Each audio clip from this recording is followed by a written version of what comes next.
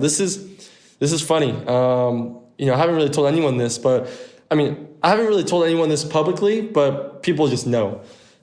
This event, I was riding for All America at the time. In this event, for the first time of my, pretty much my career of a surfer, I rode a different board. I rode a Sharp Eye. And I got this board like 2 years before, and it was just sitting in my garage. And for some reason, I just took it out one day when I was at Huntington before I went to J-Bay, took the dust off. I was like, I want to try something different. I broke a bunch of my boards. It was like a good swell at home before. And I broke a bunch of my boards, and I was like, oh yeah, look at this board. I was cleaning out my garage with my dad. And I was like, I might just give it a try. It felt good, whatever. It felt really good. So I put it in my board bag.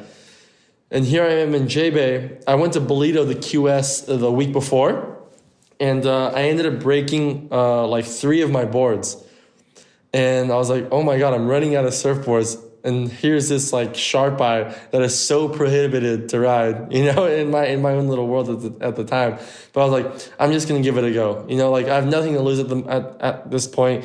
I'm pretty much falling off tour. I like really need to change something. Whether the board goes better or anything, I just need to change something. Like give me something to change, And that's kind of all it was. I was like, okay, this is the change I'm going to make, and let's see how it goes. And it's funny. Felipe is getting interviewed here. So I want real quick. I wanted to bring this up, right? Because there's a couple of things here. You and Felipe had a few clashes before this year in terms of there was a year where he had all the interferences and just kept running into each other. He was sort of your competitive nemesis at the time. He was Sharp Eye's kind of number one guy. A couple of questions. How does a Sharp Eye end up in your garage? Because I think a lot of people are like, oh, well, like I thought you were like this shaper guy. Like how does that end up in your garage? And it's a pretty big leap, right? Because, as you said, you'd ridden for Almeric for pretty much your whole career. And then you actually make the decision to be like, this board's going in the board bag. It's a big deal. There's so much went into it.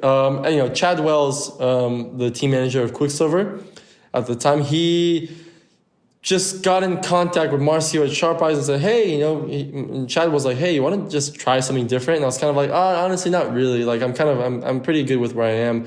I'm pretty happy I qualified and that. And bang, all of a sudden, like next minute, that board was in my garage. It was just really weird.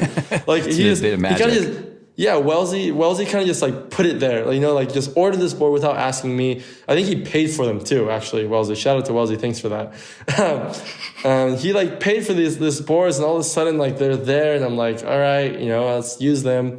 That's kind of how it all started. And it wasn't really like me reaching out and trying to find something else. It was just like Wellesley just kind of just put that board there, and I was like, all right, cool, whatever.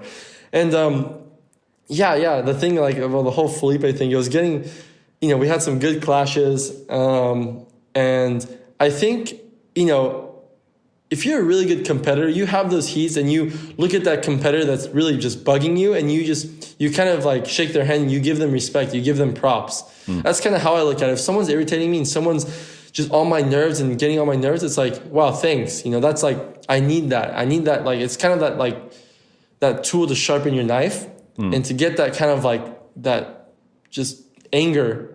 And I feel like that kind of, I was able to do that to Felipe a little bit. He was just so pissed off at me, but because he's such a good competitor, he kind of looked at that and went like, you know what? Thanks. Like that was, I kind of needed that.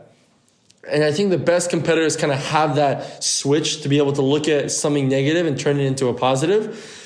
And then so when I started riding Sharp Eyes, it was kind of like he looked at me, instead of being like, well, what are you doing on like, these are my boards? He was kind of like, you know what? Like, all right, that's cool. Let's battle it out, and ever since then, I've kind of I have a really cool relationship with him, actually. I have so much respect for him. And that kind of, those little moments that we had, I think shaped our relationship to how it is now.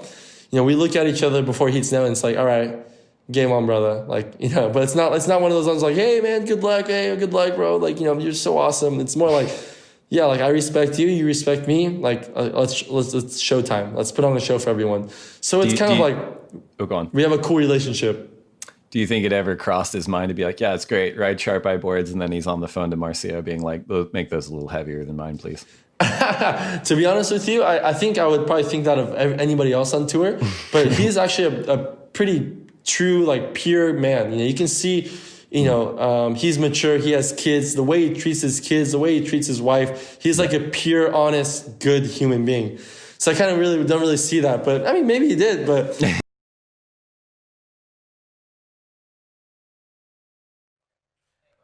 Do you like that? Well, if so, subscribe over there and then watch more videos over there. And then tell us your favorite videos down there. It's a 3-step process. Do them all now.